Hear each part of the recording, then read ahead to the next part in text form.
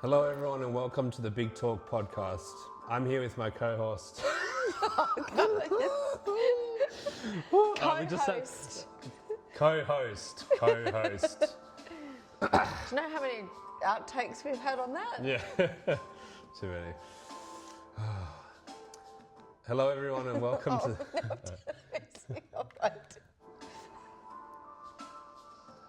Hello everyone and welcome to the Big Talk podcast. Today I'm here with my co-host Ali and my name's Govinda. Our topic of the day is age gap relationships. So I thought I'd ask with the question to you all, have you ever been in a age gap relationship? And what did you experience? Are you still in it? Leave a comment below. But we are quite not so obviously in an age gap relationship. And one of the things we sort of grappled with at the start was basically how perhaps concerns of perceptions from others. I would say that affected Ali a bit more than myself. But I had my own sort of struggles with, on my end, not internally, but more so the reception I received from certain friends. What would you say your sort of, what would you say you were kind of dealing with initially coming into the relationship? Well, I've been quite lucky because none of my family and friends have had anything negative to say about our age gap. Mm-hmm. I was the one that was concerned about it on the perception of other people, and it's turned out that they're either lying to me or they're just happy for me, given, you know, the fact that they can see that I'm happy. Whereas, you know, like we did experience a different story with some of your circle of friendship groups. Yeah. And how the struggles that I experienced with some of my friends or more so people that had been involved with me or knew of me, how would you say that made you feel? Horrible, because I don't even know these people. They do not know me, and nobody likes to be judged without being known who you are. So without having a voice. It was done in a very immature and underhanded way. Instead of just discussing with you, they were talking about it behind your back. So really, like, I kind of, at first it upset me, obviously. You know, I don't like the thought that people were saying, you know, bad things about you and bad things about me without knowing anything about us as a couple. But I think I came to realise that I had to let it go, because I don't really care about those people, what they think, because they're not in my life. And if that's the sort of people they are, then I don't really want them in my life. Yeah, absolutely. And so, yeah, it seems like my struggles or my, not so much hurdles, but sort of opposition came externally, and yours more so came internally. Correct. And it's quite funny how in each of our external and internal worlds, it's kind of flipped in that way. Because at the end of the day, when we relate to each other, we both are at the point of not really caring at all about it and just seeing each other as people.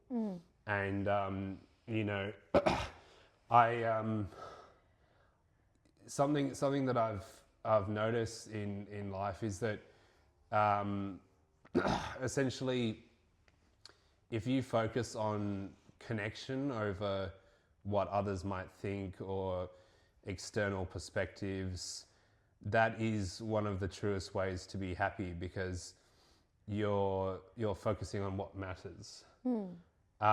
What are the ways that you would say you might connect to me on a kind of subtle level, despite our age gap?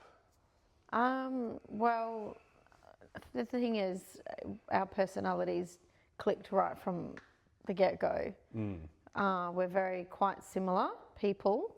Yeah. We have a similar style of what we expect out of a relationship. And I think it kind of like there's always a stigma attached, right? Like, in my opinion, if you were the one who was older than me, people would kind of be like, oh, but they wouldn't really care. But when the woman is older than the man, it's kind of like, oh. But I feel it's becoming more common these days, because for me personally, I was in a 20-year marriage, and after I separated from my ex-husband, I did try dating men my own age, and I just had nothing in common with them. And there was I didn't get what I was wanting out of those people. And whereas you tick all my boxes for what I'm looking for in a man. And, you know, obviously there are challenges and things that come with an age gap relationship. Like, people will always wonder, like, how's that going to work? You're at different stages of life. You know, what if you want different things? I mean, we discussed all of that stuff like right early on, pretty openly. Yeah. You know, obviously I've had children, and I don't want any more and can't have any more children now. You've discussed that you're quite happy not to have your own children. Absolutely, yeah. And you know, like, you could sit here and say, like, what if he changes his mind in 10 years or 15 years or whatever? And look, that's a possibility, but tomorrow is not guaranteed for anybody. And after losing my sister last year, it's made me realise that we have to live for the moment, and just enjoy what we have while we have it. So I'm kind of like, you know, there's always going to be a little piece of me that will think, what happens when I'm, you know, 70, and you're not. But who knows? I mean,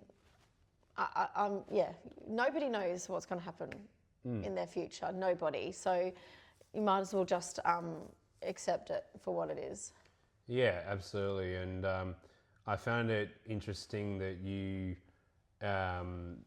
said that, you know, the guys your age, you didn't really find what you were looking for with them. What are some of the things that you find with myself that you are looking for or have found? Like, lots of different things. On a superficial level, just your energy levels. You know, you like going out and things like that, and I still like to do that. We, you know, both have a love of music, so we like to go watch bands, and we both perform in bands. Little things like that. You know, a lot of men my age, not all, but, you know, they don't want to do that stuff anymore, and I've always been kind of that kind of way inclined anyway. But aside from that, I love how you treat me. I love how you care about us and me. I love the way you make me feel, and you just like, you're very mature for your age as well. So that helps. Obviously is hot. I'm excited. But no, I just love everything about you. Like, yeah, like it, you know, sometimes I think, oh my gosh, you know, like your age will show little things that you do. But they're not deal breakers. They're not important things because it doesn't matter what age you are. No one's perfect. No one's always going to be, you know, on top of their game all the time. It's about, you know, having that balance. Yeah, absolutely. And I find that the more and more I spend time with you, the more and more I fall in love with you, because the things that you bring me are some of the things that a lot of the things that I'd been yet to find. You know, you bring me peace, you bring me deep, deep love. Like this sort of love I've never experienced before, and essentially it just comes from a place of also deep understanding. Like, although we're so many years apart, we come to this common ground where we, you know, our souls intertwine, and we can share our deepest secrets with each other without the worries of feeling judged.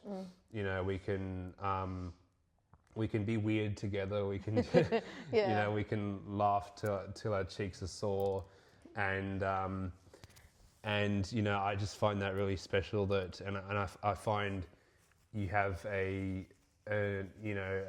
whole sense of and a real maturity to you, and sort of like a no nonsense attitude, because you've had some years behind you to find what you really like and what you don't like.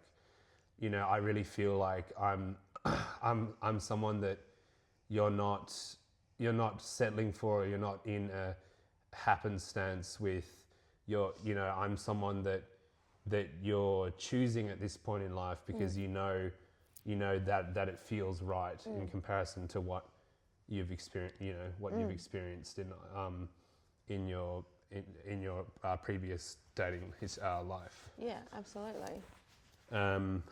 Yeah, did you have any questions for me about how it's sort of manifested in my life, our relationship, and how it's kind of, I don't know, yeah, anything about our relationship? Well, I mean, it'd be good for you to tell everybody, maybe touch on, from your point of view, how you feel about the fact that I will obviously, you know, be older than you when you're still decently young.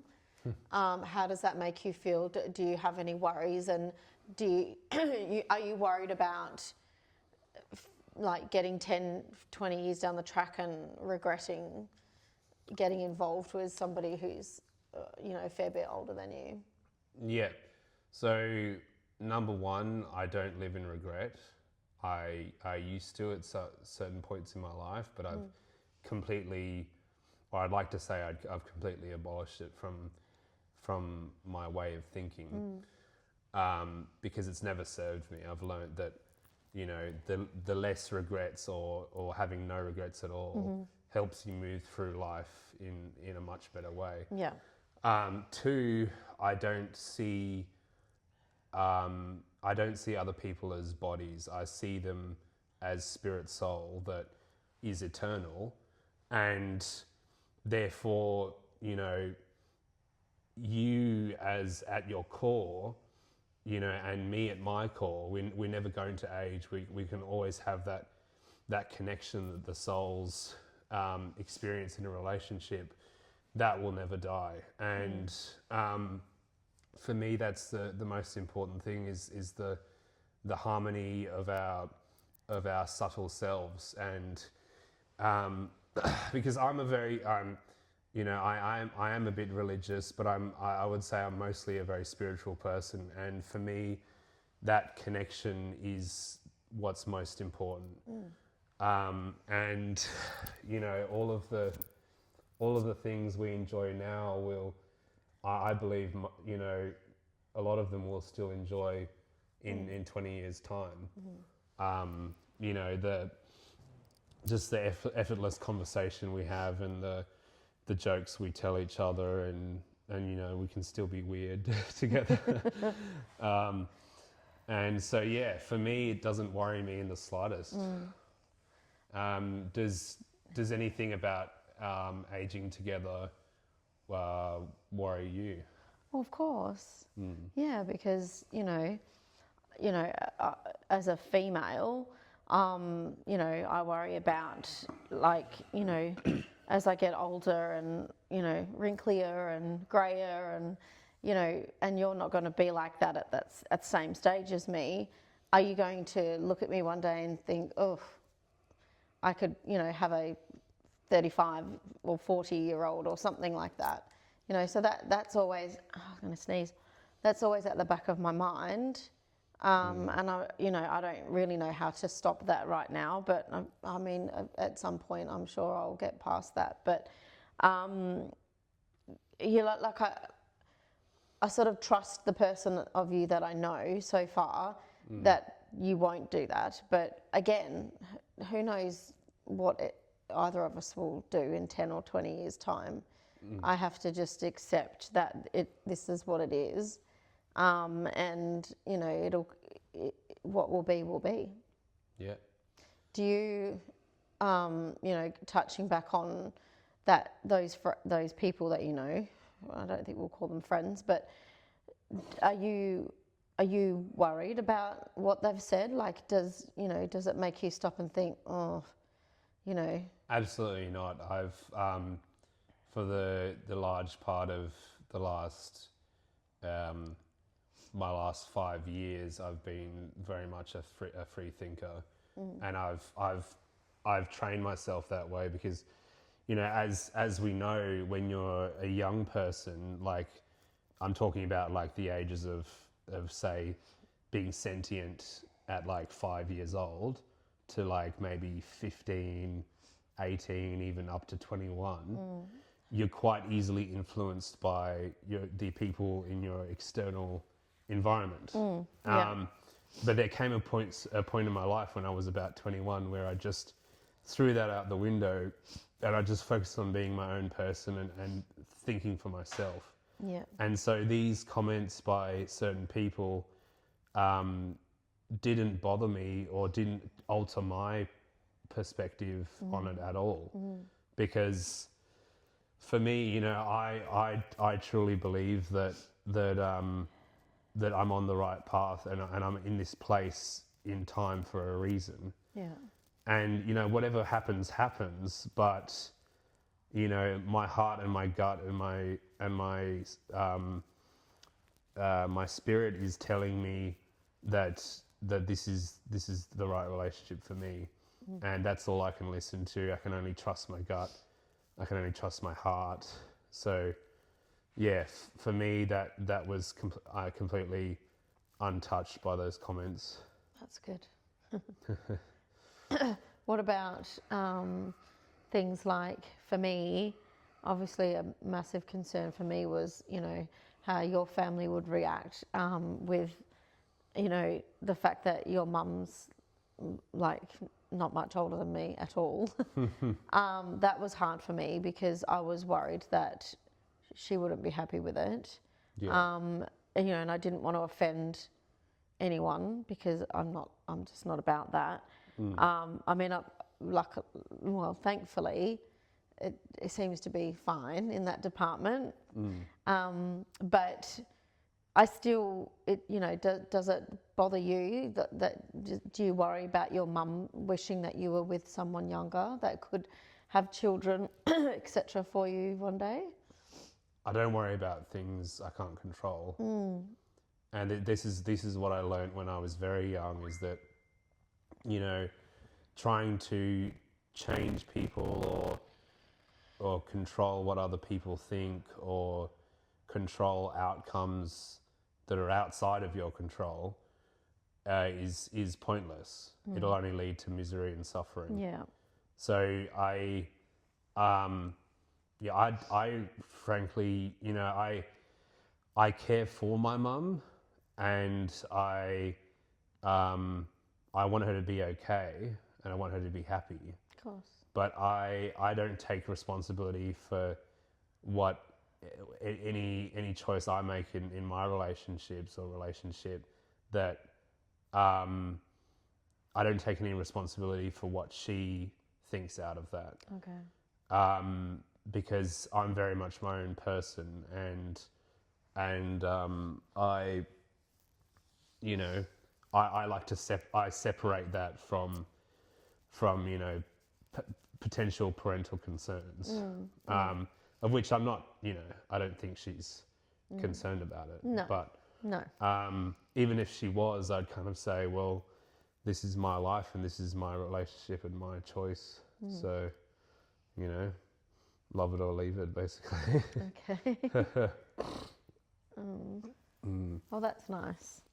I think for me it's important, as you know, I'm a people pleaser, so it's important to have people's support and acceptance. But, like, I like your way of thinking that, you have, like, I have to focus on me, you have to focus on you. So I'm trying to sort of soak in some of those values that you have, because I do worry too much about, the outside noise and what people might be thinking. And, ultimately it doesn't really matter at the end of the day, as long as I'm happy, and I am. So, yeah. Would you say any of the sort of worries about rocking the boat, would you say that affects you in daily life? Like, say if we're walking around in the shops, do you worry about what other people are thinking then? Oh, look, I have on occasion wondered, are people looking at us thinking, oh, is that her son holding hands with? But I think I'm getting much better at not doing that now, because I'm feeling more comfortable with it. But, I have on occasions wondered if people stare, thinking it's, like if we're holding hands or hugging or something like that, I wonder if people are thinking, this, that and the other. And at the end of the day, even if they are, oh well. But I don't think people are probably staring as much as what I've told myself they probably are. Yeah. Because they don't know. I might just look old for my age. Rather, you know what I mean? Like, instead of looking younger than my age, maybe they'll think I'm, 30 and look 45 or 40 or whatever. Do you know what I mean? Yeah. So, yeah. And do you worry about that? No, not at all. Yeah. No, I actually, think more along the lines of like when we're in public, I'll think more along the lines of, haha, guys, I scored a MILF. Look at her. She's bloody hot. Like,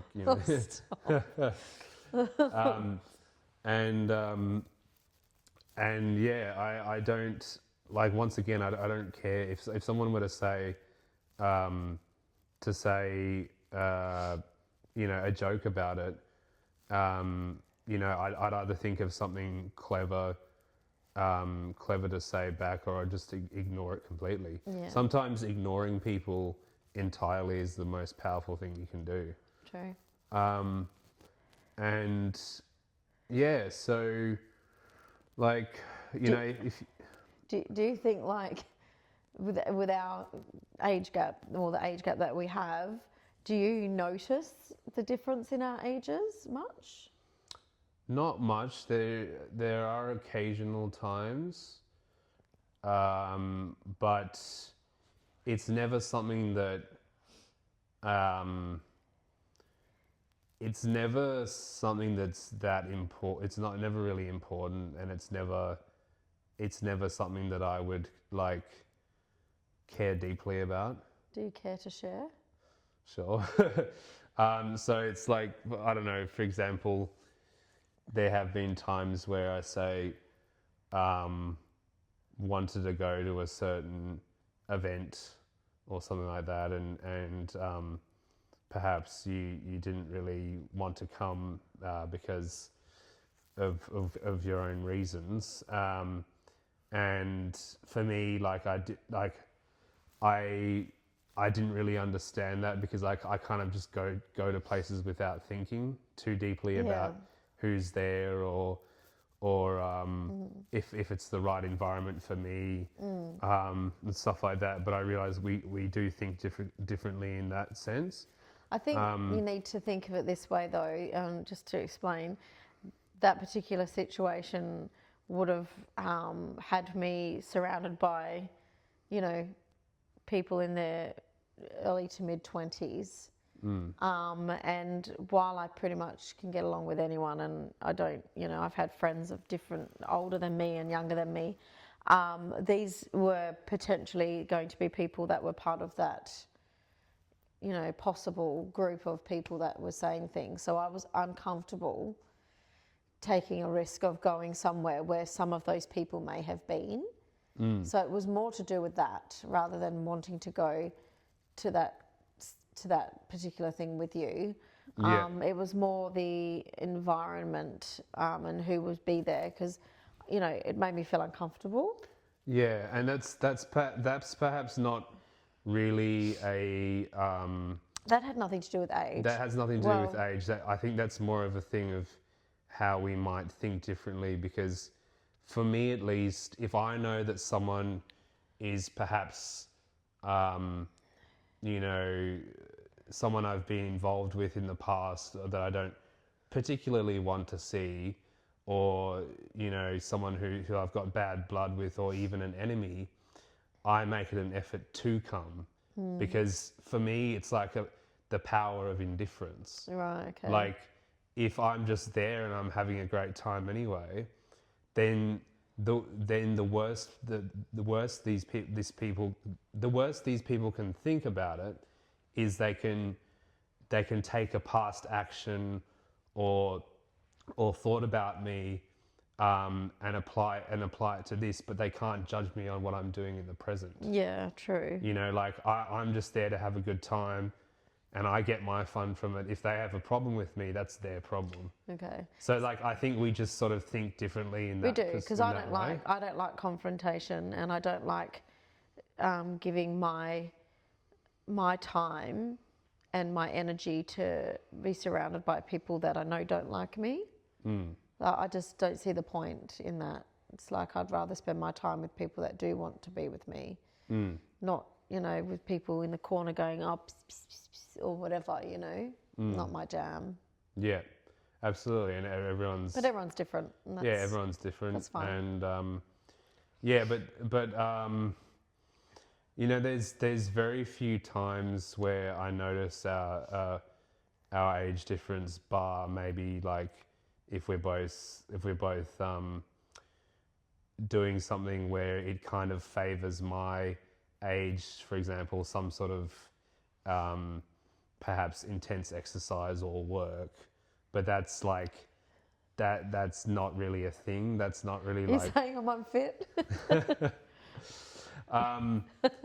no, I'm saying, well, like, you know, if our ages were the same, we'd probably, like, if I was older, and I'd probably be feeling the same thing. Yeah, and the same thing as if you were younger, you'd probably be, you know, yeah, of course. At a similar level. It just, your body slows down, and I mean, I am probably a bit unfit, so that doesn't help. Well, you know, whatever the case may be, you know, like, everyone's at a different stage. But how about our communication styles? Like, you know, some couples, you know, when it comes to disagreements and things like that, what are your thoughts on how we manage? Yeah, so we tend to do it, our sort of way that we work through things tends to work quite well, because it's all very, and I call it like anti-inflammatory. Like we don't inflame each other typically. We might have a bit of separation where we're not talking much. We're still around each other, but we're not. Just give each other space. Yeah, we're not giving each other ammunition or firing shots. We're just kind of processing things, and then we talk about it in a healthy way. Yeah. Whereas I see there's a lot of couples out there that initially explode and then fight, and maybe they make up, but like it's not done I don't think it's done in a healthy way. No, and it's not necessarily, what's the word I'm looking for? Solved. Like, we tend to take the time to process, and then we come back together, and then we discuss it, like calmly discuss it, and then we always resolve everything, don't we? Yeah. We don't leave anything kind of unspoken or unresolved. We like to make sure that we're, cool, no worries, let's move on. And it's we don't do that very often anyway. It's not very often. Yeah, and I suppose the only difference we have in that regard is that sometimes, like, there are times where I really want to talk to you from the get-go, and you might not want to talk to me for a bit in those moments. Yeah. But I've learned to sort of kind of pull back a bit, because I feel like allowing you to have that space to process is more important than me trying to rush talking to you. And, there's maybe that's what part of the reason why it works so well is that we have that pullback, and then when we come back together, it's in a more collected, it's like calm way. if someone annoys you, like say you're at work and you get, someone does something, and you go to fire off that shitty email, like saying blah, blah, blah, and just blasting the person. They always say that you should never answer or reply when you're angry. You need to take a breather. Yeah. And it's true. It's the same goes. Like, if not that we don't fight. I would never call us. We've never had a fight. We've never had a fight. We've just had like some disagreements, or I don't even know if they're that. Just maybe something little go. Some tiffs. Tips, yeah. Yeah. But if I was to turn around and if you were to push, oh, let's talk about this now, I'd be in that headspace of I'm pissed off. So what would come out of my mouth might not really be what I mean to say. It would come out of being annoyed or anger. So for me, I've learnt, and a lot of this comes from my past relationship, where it's just easier just to say nothing, because I never used to win any arguments in my previous relationship. So I've just learnt to sort of run away, really. But I like that you push to talk about it, because that I end up doing that, and it's fine. It's never been an issue. And like, just for the record, if this ever happens with us, it's usually sorted all within an hour. We don't go on for days or hours, being annoyed with each other or whatever. Like, and that's what I love about you, is that you're very communicative, and you're very good at softening down to sort out the problems, and you listen to me. You don't just go blah, blah, blah, blah, blah. And that's what I like. And then we end up having a really deep conversation about life, and then summon a spirit. we've done that a few times. So yeah, what we're referring to there is so like there's been some moments where we've been incredibly vulnerable with each other. Sometimes even like lightly crying while holding each other, kind of thing. Just we get deep. We have deep conversations, deep chats, deep and meaningfuls, and sometimes it leads to those very tender moments. And we've found that like each time that happens, like it's significantly like that. There'll be a spirit that enters the house, and like it'll really freak us out. But don't show this to the kids. Yeah, but yeah, every time it happens, I chant the holy name, and I command the spirit to leave the house, and it works eventually. Last time it took like half an hour. his body was fighting it. But I don't know if it's a bad. You know, it could even, if you know, you got to be into this stuff, but it could even just be like maybe our. I don't know if you believe in spirit guides and things like that, but I believe in spirit guides, and it could, you know, it could be a spirit I don't think it's a guide. bad spirit. No. I mean, there's a reason why it knocked. Yeah. The last one knocked on, like it knocked once on the door and then came in. And this is the whole thing. Like, some people will say, "Oh, it's your imagination," but no, the dog Ripley, like, literally started barking and bolted off the bed. Yeah. And was clearly affected. Could sense the presence as well. And yeah, and I looked this up actually after the first time it happened, and it said one of the biggest magnets for ghosts or spirits is vulnerability. That's how they sort of open the portal to enter our world and interact with us. Yeah. And but yeah. Anyway. Sort of circling back to the topic is like, I've never understood those couples that never come to that point of deepness or vulnerability with each other. It's just a constant sort of gruffness with each other. Yeah. And it just, from an outsider's perspective, it just, like, I know there's usually love there, but like, it just appears like they don't love each other, and they're just A bit like us sitting this far apart. I just thought about that. Yeah. But yeah, you know, it's. I felt like I was being interviewed by my partner. But yeah, it's sad to see when couples don't really present as couples. They just kind of they seem like you know, like it's the old married couple sort of situation. And I never want it to get like that with us. And I don't think I'll have to even fear it, because I just really don't see it happening. No, like, me either. You know, I don't understand. Like, I really doubt we could go from being this at peace with each other to, you know, flipping the coin. No. No. And so, yeah, I'm really happy, and I'm really excited to see, you know, what comes next, and I'm ready for pretty much anything. Let's go.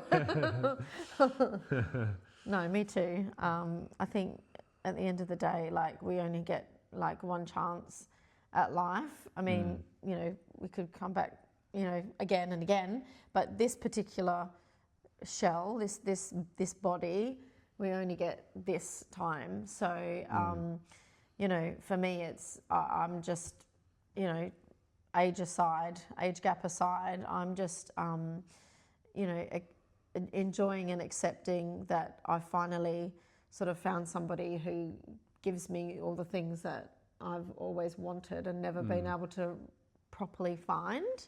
Yeah. And yeah, that's all I care about. I feel the same, baby. You know, like, that's. I've never quite felt this way, and yeah, I just wanted to keep going forever. And it will. And yeah, the accent you speak in got me speaking in funny accents all the time. I don't understand half of what he's saying, but Pass me the protein milk. I can't say it apparently. Protein. I don't say it right. Come on. I don't say it right apparently. You're a rookie. I'm a rookie. Well, I don't know if you You're a noticed. protein rookie. I don't know if you noticed, but I'm not Indian, so. All right. Anyway, thanks for tuning in, guys. We'll see you in another episode. Yeah, if of you the got Big any Talk questions, podcast. drop them below. Yeah, drop down your questions, comments. and yeah, We'll see if we can answer them. No rude ones, please, unless they're funny rude. Yeah. All right. Thanks, guys. Bye. Signing out. See ya. That's funny.